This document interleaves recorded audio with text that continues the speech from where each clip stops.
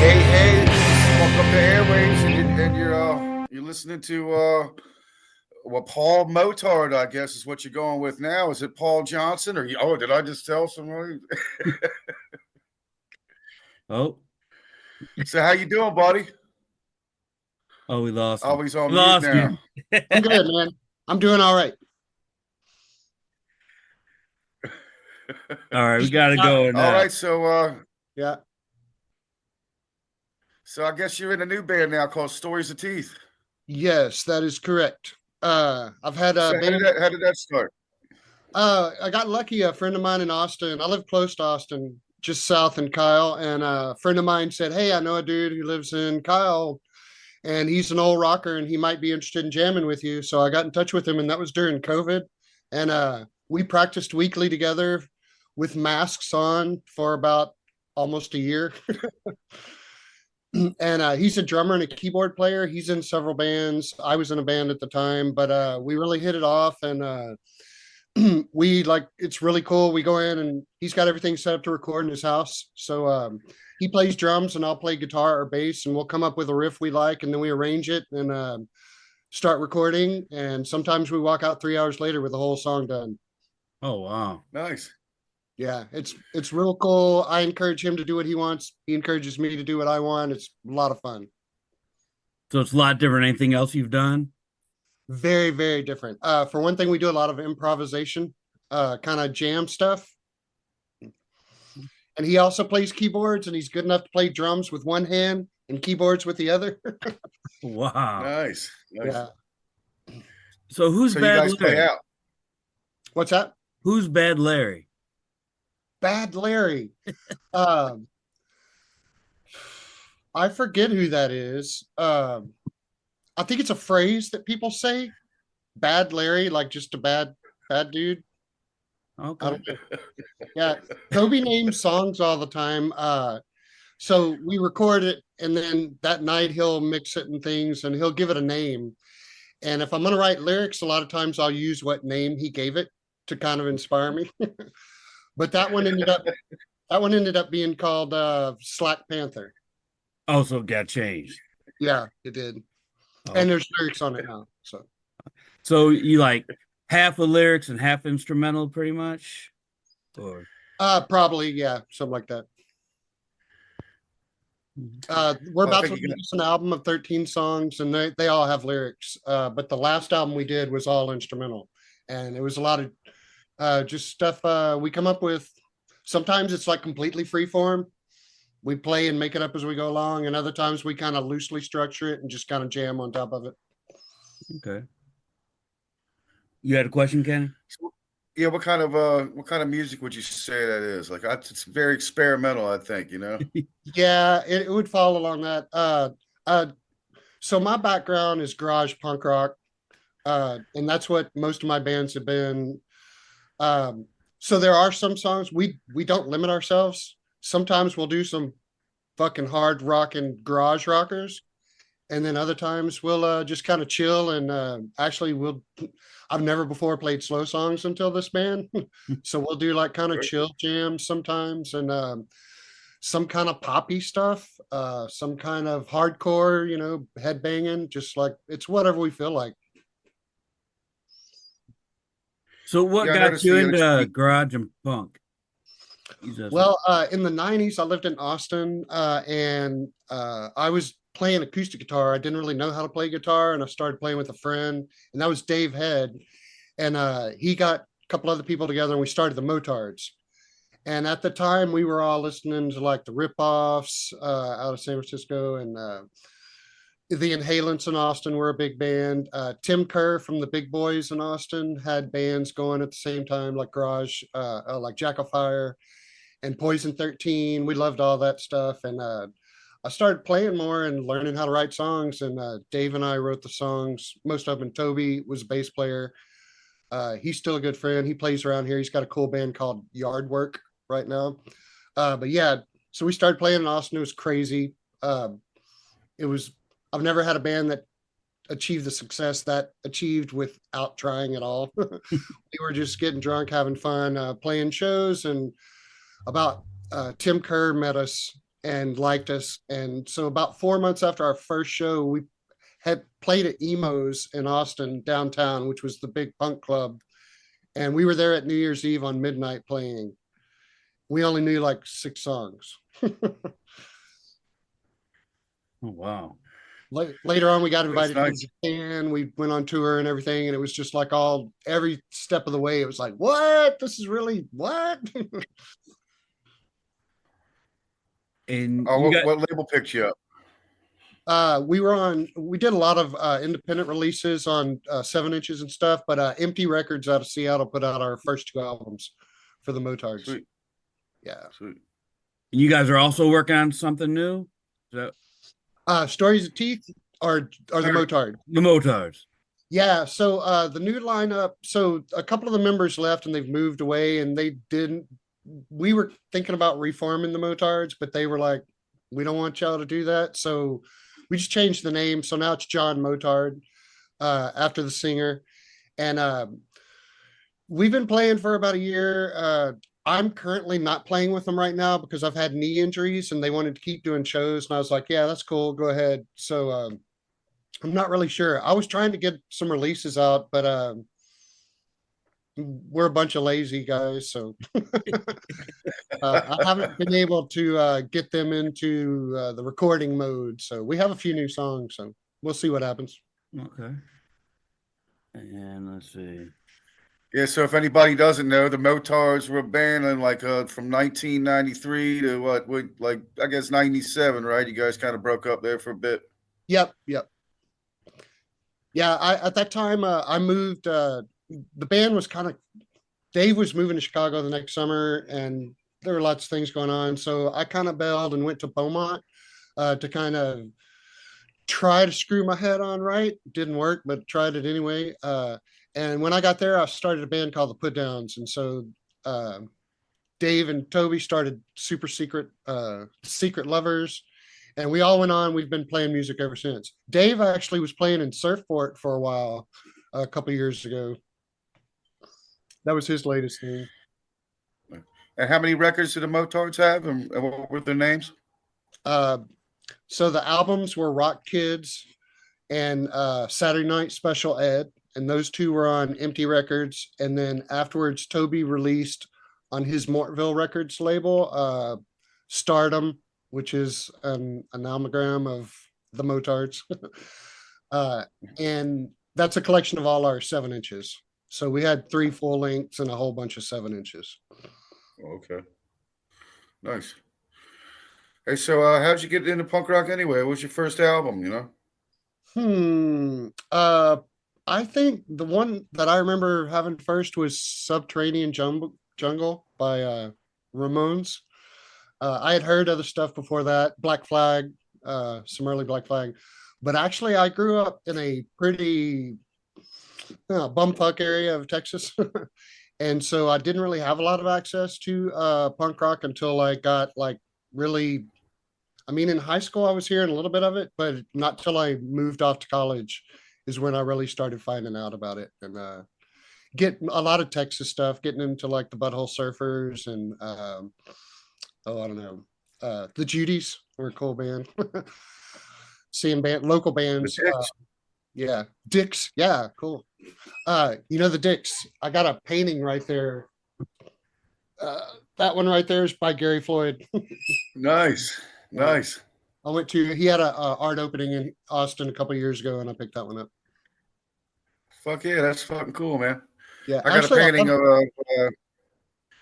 yeah. I got a painting of Stephen Blickenstaff. He did the Cramps Oh wow, cool. thing. You know what I mean? Hey, look, man, I got it right here too. Hold on a second. Oh, sweet. See it? Yeah, that's awesome, dude.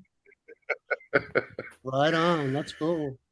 Yeah, I've got another one there. I don't know if you can see it. That this kind of orange one, that's Captain Beefheart. It's done by Tim Kerr, who played in the Big Boys in Austin. Fuck yeah, man. Yeah, That's cool. I collect them. I have a lot of art by local musicians who also do art. I've got one from Nice. Sean Powell. I don't know. He played in the Fuckymos here in Austin. He's played in a lot of bands. He's currently the drummer in Surfport out of New York City.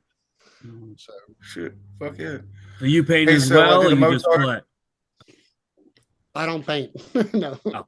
No, if you look on the Stories of Teeth Bandcamp page, you see those ridiculously childlike little scribbles and stuff. That's what I do. That's fine. Hey, so did the Motards play out at all? Any? Oh yeah, yeah. We got to tour a couple times, and like we were once invited to Japan, and that was really crazy because guy from Thorazine magazine called me and said, "Hey, your interview in Maximum Rock and Roll got translated to a Japanese magazine, and there's a company over there that wants y'all to fly y'all out there." And I literally went, "Ha, okay, yeah, sure, let's do that. We'll go to Japan," because I didn't believe it at all.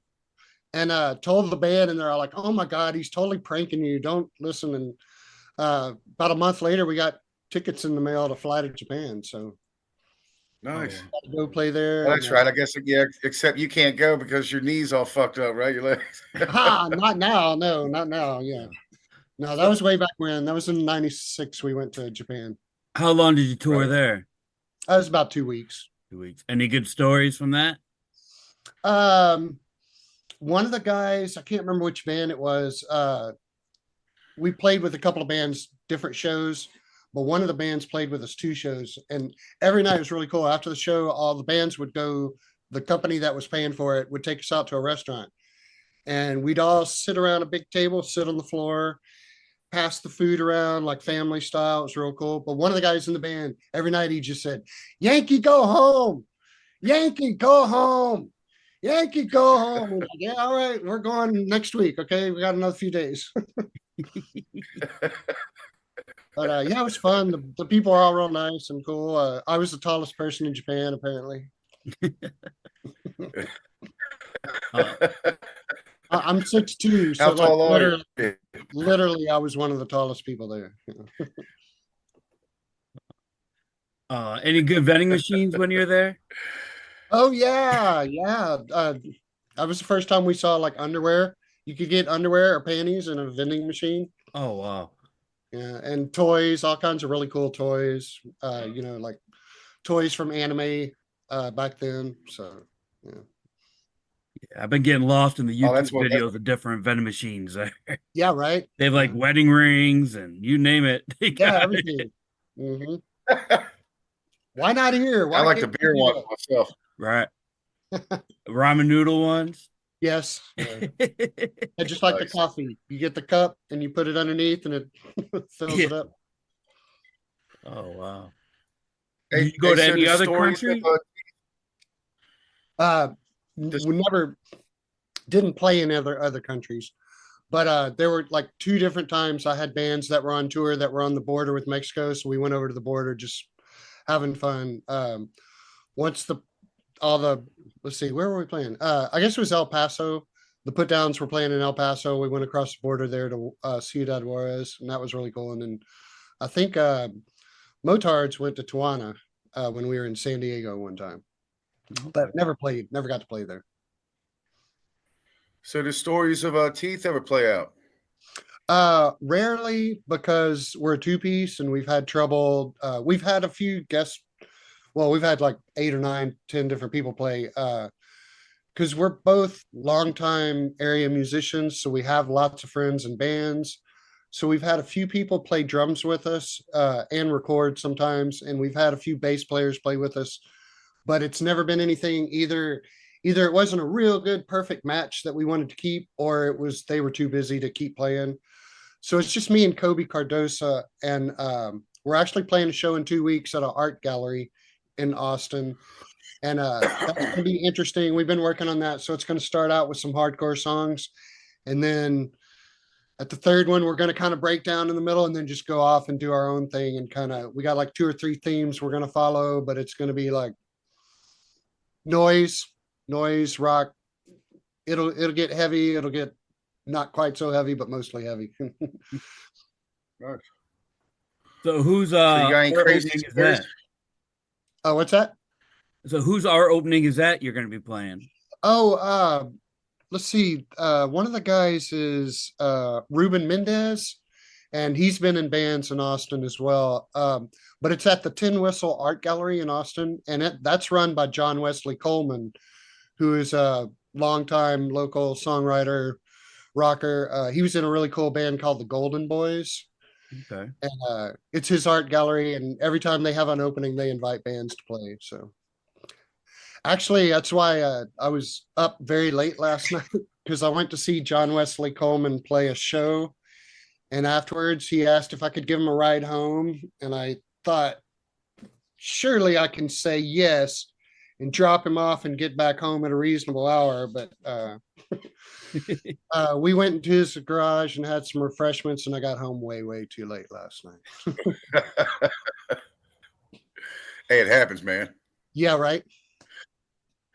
Hey, so you got any funny stories of the Motards days? Anything crazy happened in Japan or anything? There were lots of crazy stories, but mostly we were a pretty hard drinking band at the time. And so once in Japan, we had a show and John had been drinking all day. I think a lot of us had been drinking all day, but John had been drinking a lot.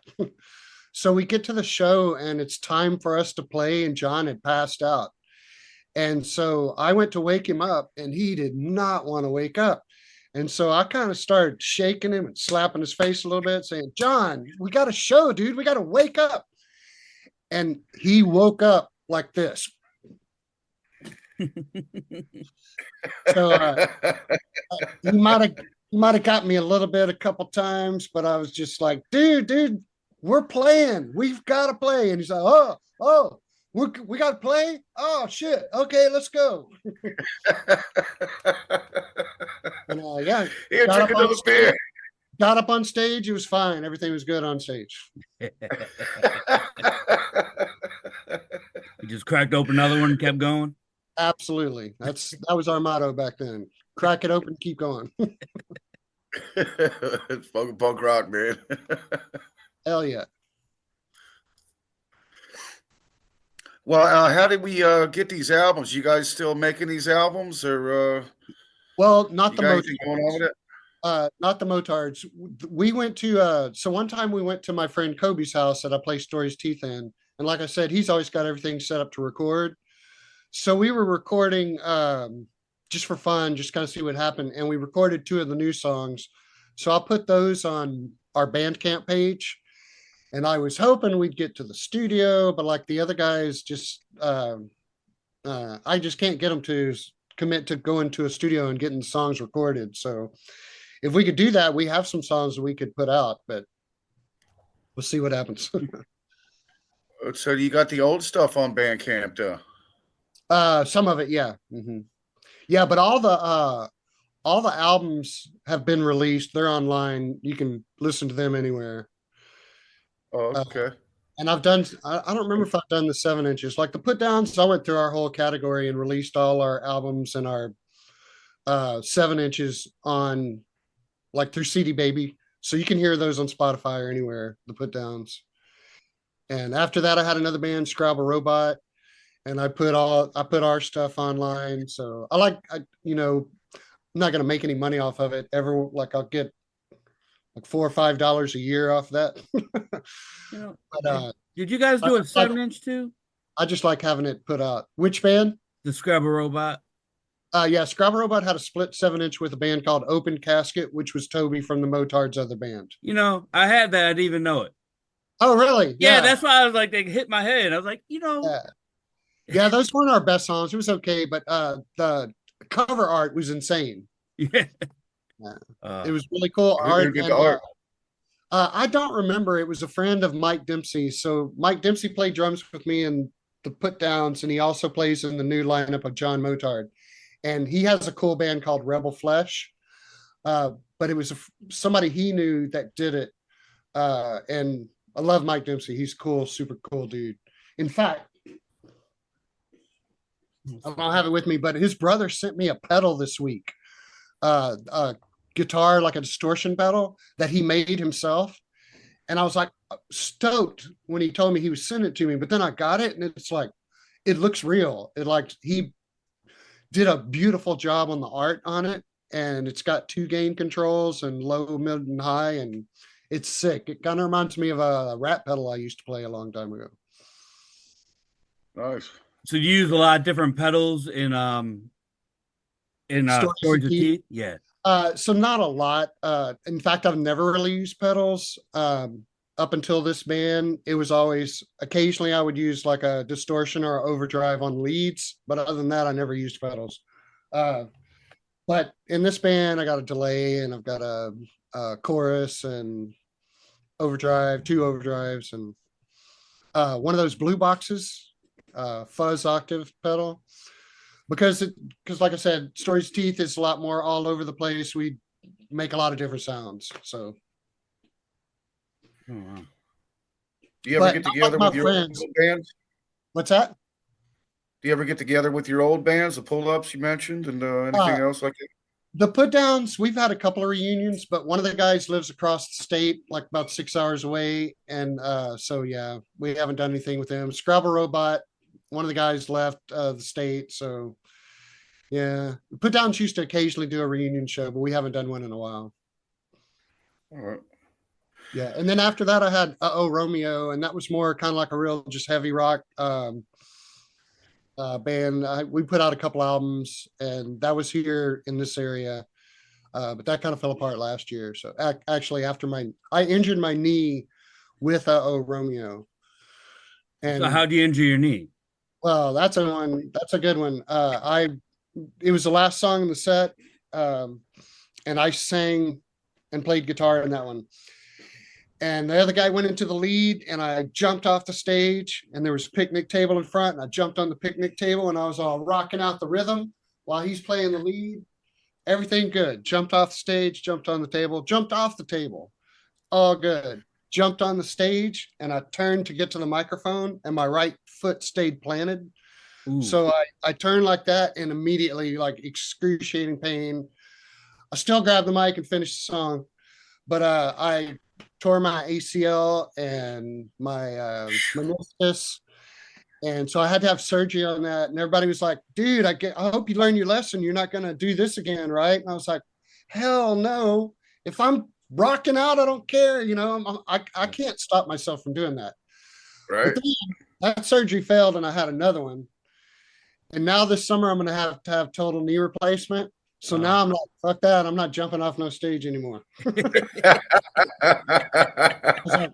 if I even start jumping a little bit, somebody tackle me and hold me down. Now, see, that's the crazy stories we're talking about, man. So actually, when we play in a couple of weeks, I was telling Kobe, I'm pretty sure I'm going to I'm going to sit down to play, because literally when I'm standing, if I'm playing, I can't stand still. I want to start jumping. I want to start spinning around. Because that's the way I always did it, you know.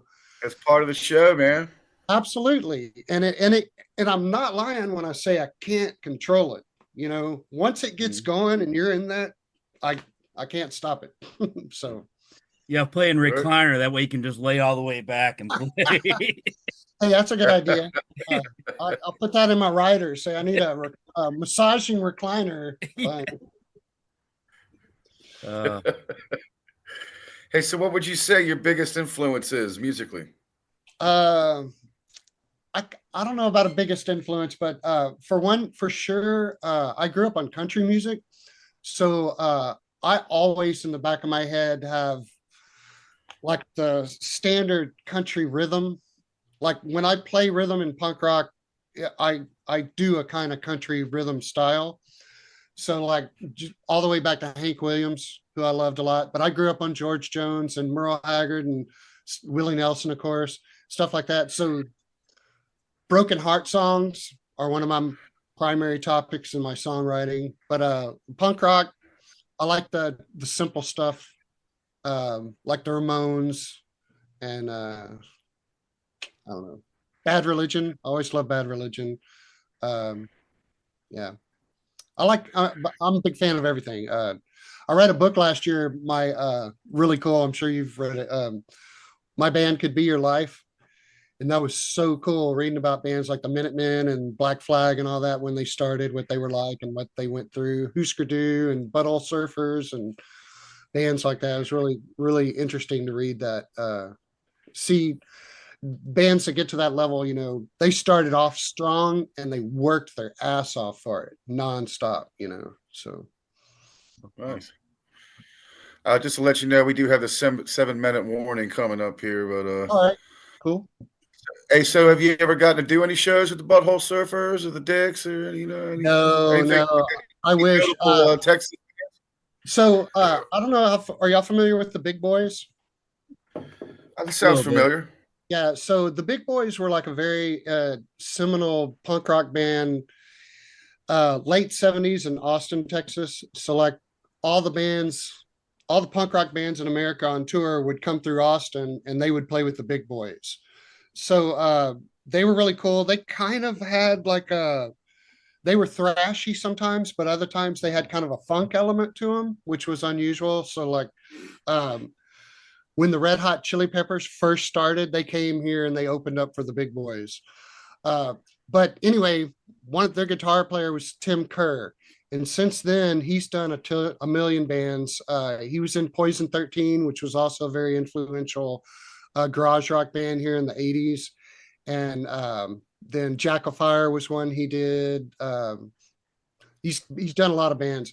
Anyway, he's recorded a lot of bands. So he was the one who became a fan of the Motards very early on, and he recorded our first two albums, and he was a big influence. And we've played with several of his bands, including a Poison 13 reunion, which was awesome. That was really cool. But yeah, not really. We didn't really play a whole lot with big bands. So he's the one that did the Minor Threat song with the kids at school. What's that? I say he did like a thing with this elementary school. Yes. Yeah. See, the internet's amazing. Yeah. He's super awesome, dude. He's like now he does acoustic, old-timey music, kind of Irish inspired, which is just so crazy because of what all he's done in his life. He's done so many different things. But he started out punk rock, stayed punk rock, garage rock, and then he started doing like more noisy type things. And one of his bands, he played with Mark Arm in what was that band? Oh shit. Yeah, I can't think of it. Monkey Ranch? Yeah, Monkey Ranch. He was in It's the only one I come up with. I was almost there. Yeah. So we just played them on the show. Yeah. Oh, cool. Yeah, he's been around. He's done so many things. So super cool dude, and he was very influential on us, giving us a lot of encouragement. Funny thing he always told us was all the time he'd say, so he's like, I'm from Southeast Texas, and if I drink too much or if I drink enough, I'll really get into my old time voice way I used to talk, out there in Southeast Texas. Well, Tim Kerr's got a beautiful Southern Texas drawl, and he would always say, you know what the Motards need to do? Y'all need to play a show, but just put on your album and just pretend you're playing with it. And we'd be like, what? And he'd say, yeah, no, it'd be real cool. Y'all just get up there, put your album on, and pretend you're playing the music. I don't know why, but he always thought that would be really great. And I have to confess, I've always kind of wanted to do that ever since he said it. Maybe one day I'll do that. Especially if you had enough beer, right? Well, that's most shows I have enough beer. Then you have somebody videotaping it. You know what I mean? Yeah, 'Cause right. That's how the videos. Yes. Right. Oh wow. Hey, so we do. Do you drink beer by any chance? I do drink beer only after 5 p.m. Because we do a beer testing and all that little thing on the show and all that. So, what's your favorite beer, man? Oh, okay. So I drink a lot of beer. So I usually drink cheap beer, which here in Texas is Lone Star. So I drink a lot of Lone Star. But if I want something nice, I drink like a Love Street, which is a Carbach from Houston Brewery, or I like Lawnmower from St. Arnold's. That's another Houston brewery that has a lot of really good stuff. I'm not a huge fan of the IPAs and all that. I'll drink it if it's free, but yeah, I usually like lagers or pilsners. So, what's your place? What's your favorite place to go around where you live?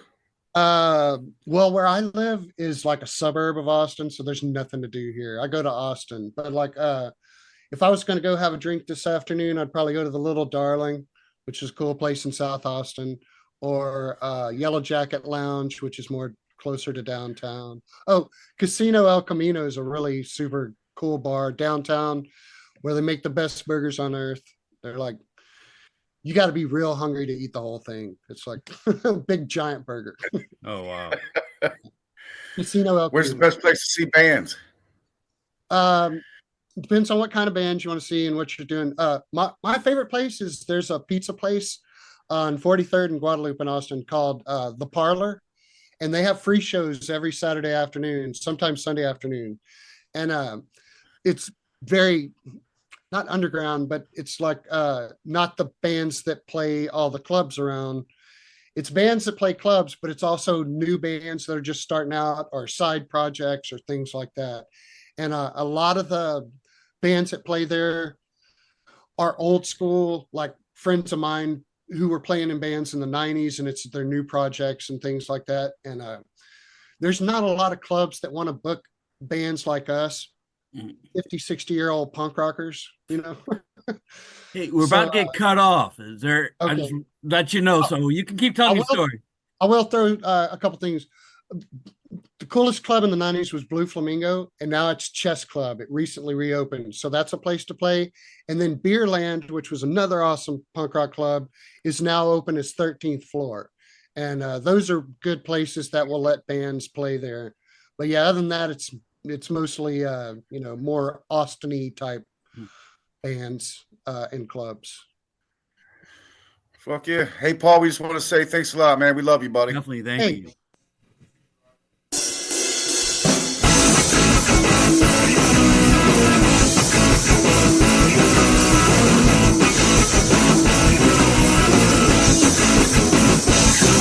One day I never play, just break it around, put it out online, not making a sound. Everybody knows don't know about shit. Gotta wait on time, you take down a fucking shit.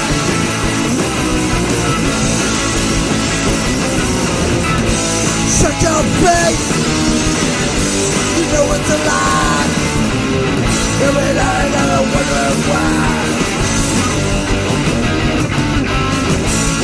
You think that you can do? I don't care about you. Give a shit about you anyway.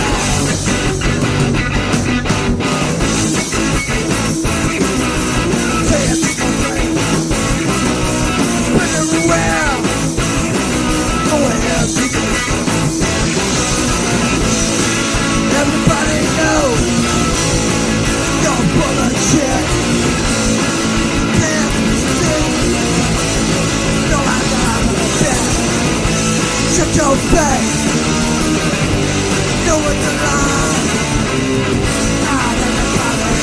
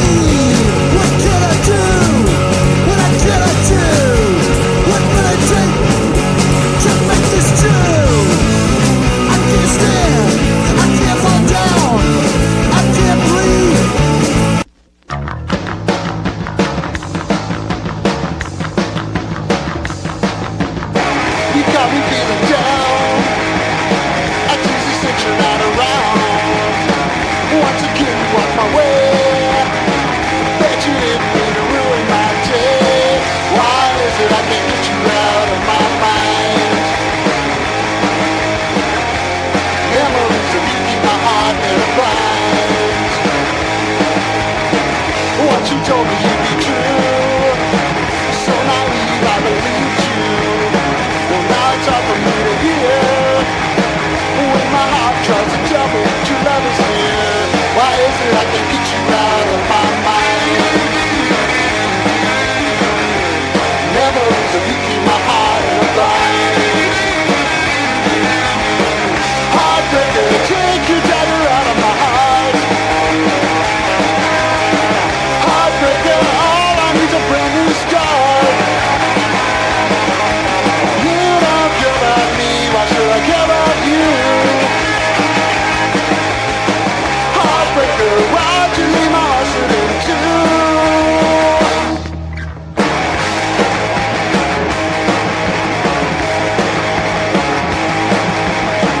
Crossed my mind the other day. I thought cause what you swore that you paid. Cause what you whispered in my ear. Guess I remember and then wish you were here. Why is it I can't get you out of my mind? Memories of you keep my heart in a bind. Sooner or later I'll move on. Won't even remember you gone. By now it's like the tears. Thinking of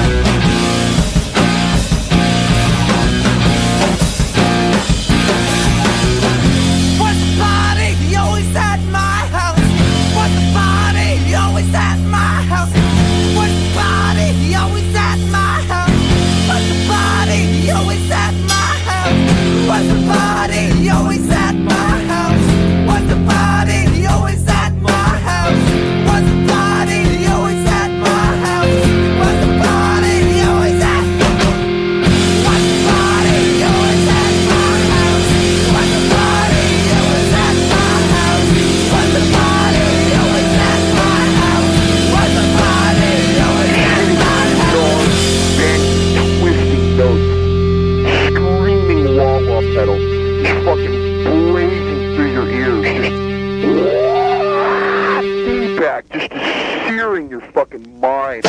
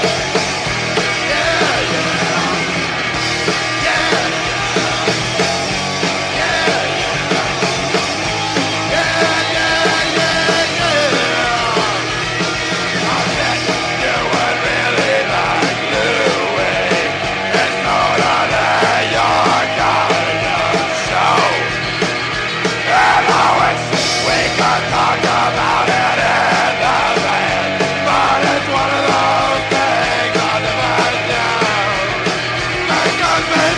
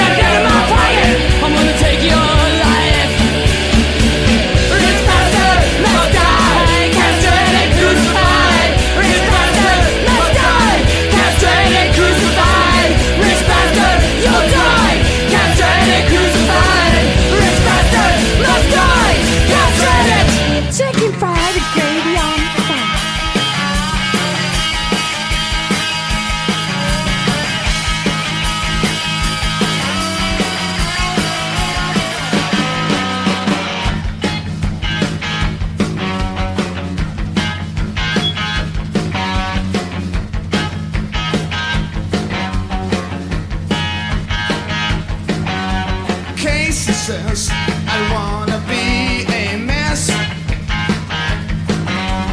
I don't wanna be on your hit list.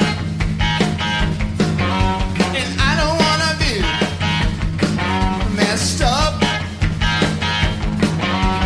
You ain't gonna find me tits up. Ain't no summer heat gonna drive me out. Ain't no piece of bubble gum you can spit out. So don't you push me around. Don't you push me around.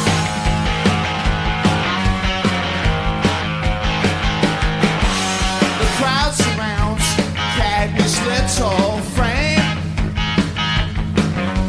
Policeman says, anybody know his name? This little man used to be at the top. His girlfriend says he used to be a big shot. Ain't no two-bit punk gonna bump me up. Ain't no reason for you to be pissed off. So don't you push me around. Don't you push me around.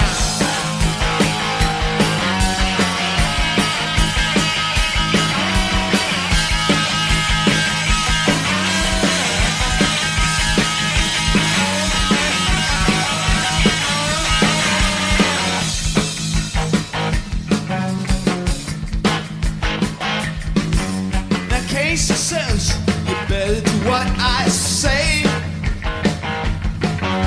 Now if you're on my team, you're okay. Influential people on my side. I got friends that take you for a ride. Ain't no two-bit punk gonna bump me up. Ain't no reason for you to be pissed off. But don't you push me around. But don't you push me around. But don't you push me around. But don't you push me around.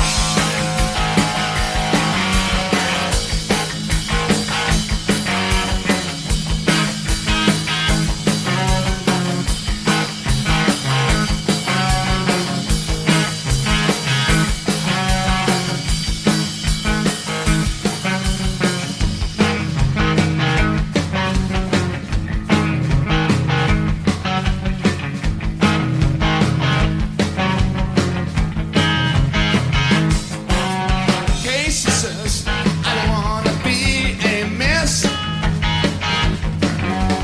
I don't wanna be on your hit list. I don't wanna be messed up. You ain't gonna find me tits up. Ain't no summer wind gonna drive me out. Ain't no piece of bubble gum you can spit out. But don't you push me around.